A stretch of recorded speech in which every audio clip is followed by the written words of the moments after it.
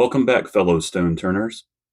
For those of you here for the scenery and soundscapes, you can skip the history portion by using the timestamp in the description. Today we visit Forts Boykin and Haugen, two historic sites in Isle of Wight County, Virginia. If you live in Hampton Roads or the Richmond area, these hidden gems are perfect for a day trip and a picnic. Nestled in a quiet northern section of Isle of Wight County, along the south side of the James River, you'll find a bit of peace and quiet with fresh air kissed by ocean salt and plenty of cool shade to wait out the summer heat.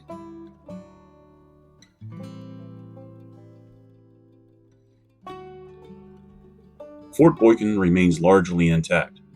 The earthworks provide a tranquil spot to observe nature and sit in serenity among a few ancient trees. I noticed two black walnuts, one of which I discovered is the second oldest in the state, with an age over 200 years old.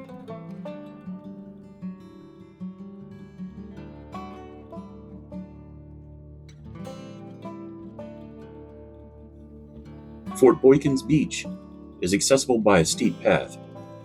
I wouldn't advise taking more than you need for a short outing, but it is well worth the visit.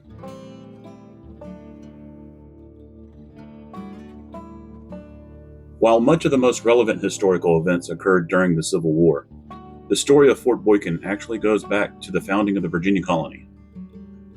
By spring of 1622, tensions between English colonists and the Powhatan Confederacy culminated in a coordinated surprise attack by the natives throughout Tidewater. Nearly a quarter of the fledgling colony's population were killed, 54 of which were in the Warwickshire Shire, later to be called Isle of Wight County.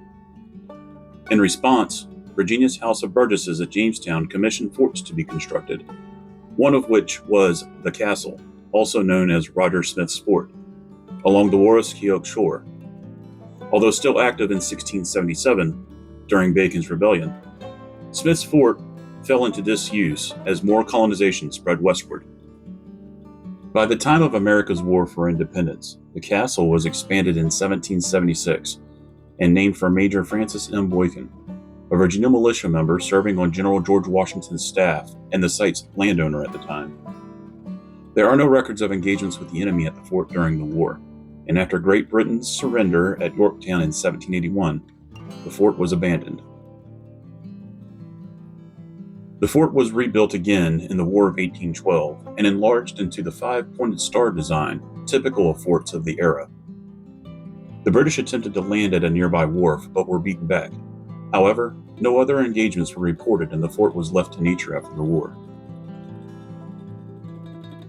In 1861, the war between the states saw Fort Boykin reoccupied by the Confederacy to defend the Confederate capital at Richmond. This saw the further expansion of earthworks which still exist today.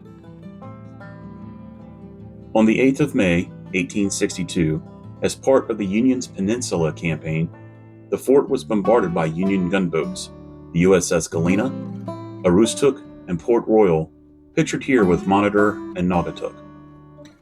Union guns outranged the fort, resulting in Confederate troops retreating.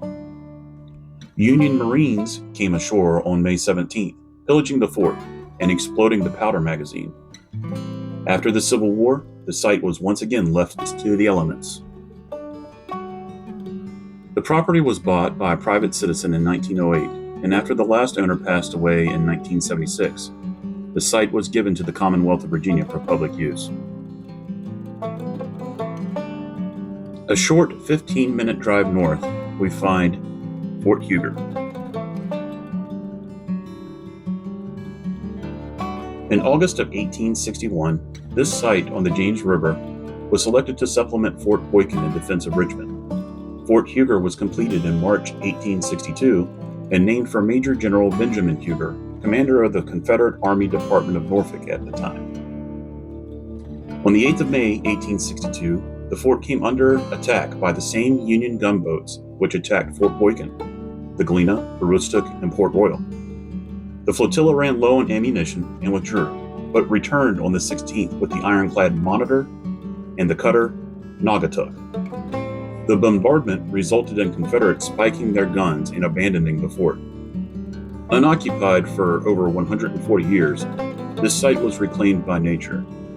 In 2005, Isle of Wight County Parks and Recreation acquired the site, and it opened as a public park in 2007, with archaeological investigations ongoing. Thank you for walking with us today. Please remember to like this video and subscribe to our channel to help us grow.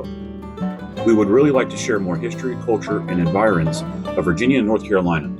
And by liking our videos and subscribing to our channel, you help us increase our profile.